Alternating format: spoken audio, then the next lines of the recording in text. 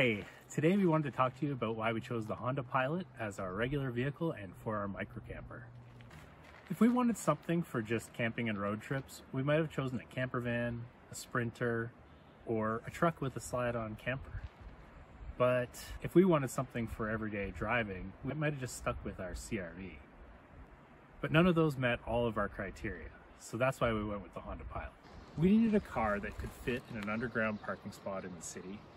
We wanted something that wasn't a gas guzzler, that had a really good safety rating, and that could do some light off-roading or go on Forest Service roads. We also needed something that could fit all of our camping gear, hiking gear, and everything that we needed when we were going on a road trip. One other criteria that we had is because it was a microcamper, it needed to be big enough that we could sleep in it. Combining all that criteria wasn't easy. Most cars that are big enough to be campers don't fit in underground parking spots. And we knew that we needed something that was 8 feet long.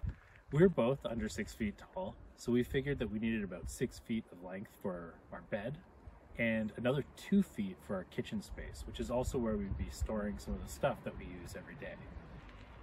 We were inspired by teardrop trailers and how they have a bed and a kitchen and everything all together, and we figured maybe we can fit all of that in an SUV.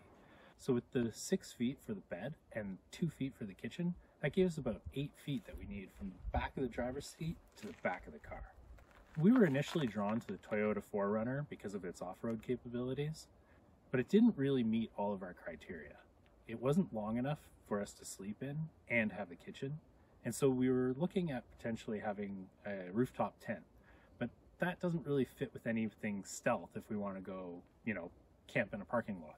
We also looked at the Toyota Sequoia, but those things are huge and there's no way we would fit them in our parking spot or in any underground parking spot in the city. At this point, we were sort of thinking of giving up and just going for a camper van, but the camper van really doesn't fit with what we want. We can't fit it in our underground parking, which means we would have to pay for parking somewhere else. The inconvenience of going and getting the camper van when we just wanted to go out for a quick weekend getaway just didn't fit with what we wanted. We originally hadn't considered the Honda Pilot because it's not really known as an off-roading vehicle. But the more we looked into it, we realized that the all-wheel drive capabilities of the Honda Pilot are actually pretty good. It's just not marketed as an off-road vehicle.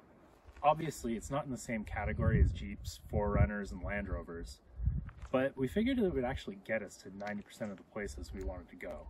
The main thing holding it back is its ground clearance, but because its all-wheel drive capabilities are as good as they are, it can actually get through some pretty significant things. We've had the Honda Pilot for 2 years now, and we've driven it across Canada twice, across the northern US, through Utah, Arizona, Wyoming, and California. And we've been sleeping in it for weeks at a time.